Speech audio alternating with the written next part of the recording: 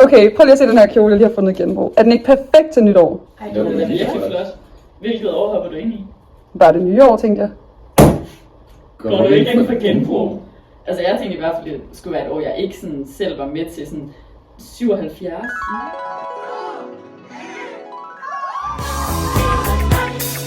Ja, fedt. Altså, jeg vil jo sige, det vildeste nytår, det var jo tusindskiftet. Altså, right to okay. Altså, jeg føler slet ikke, vi skal så langt tilbage for at få det allermest ikoniske år. Jeg tænker 2016. Damn!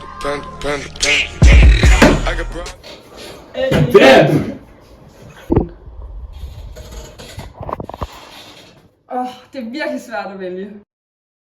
Ro på. Måske en kold nytår behøver du slet ikke at vælge. Her genbruger vi alle de bedste